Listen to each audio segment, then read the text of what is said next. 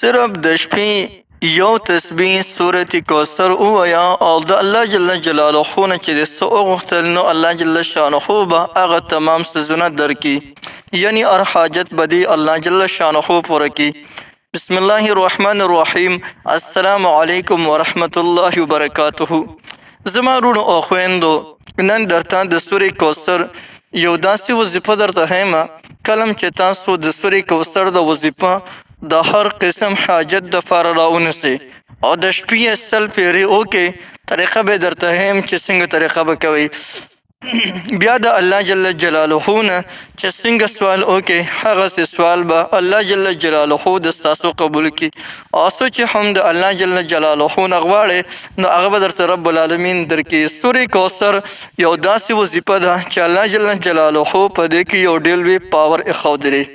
سورې کوثر که یو انسان یو داسې ضروري حاجت وي چې هغه حاجت هغه نه پوره کېږي، ناممکن حاجتونه دې وي نو هغه ناممکن حاجتونه به الله جل جلاله ممکن کړي او زر تر زر بدله الله جل جلاله هغه تمام حاجتونه پوره کړي.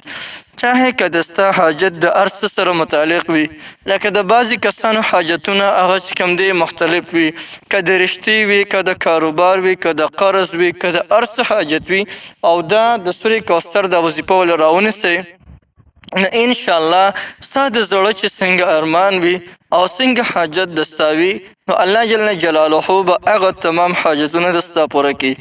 نو دا یو داسې پاورفل وظیفه ده.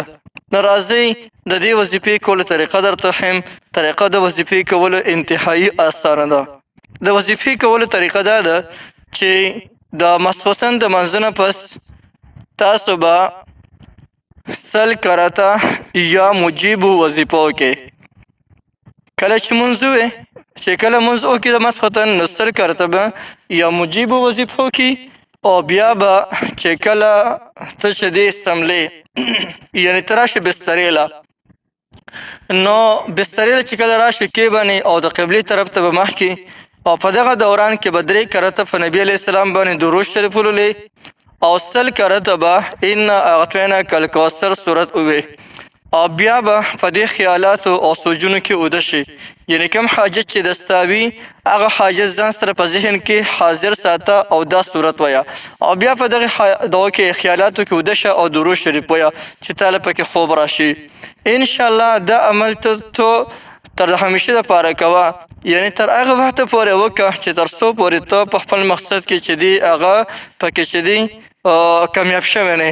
انشاءالله ان قریب په یو هفته کې دننه به الله جل جلاله ستا هغه ناممکن حاجتونه چې هغه د هغې اړ امکان نه کېدلو هغه ناممکن حاجتونه به رب العالمین تاسو له ممکن کړي او تمام حاجتونه به د الله رب العالمین پوره کړي.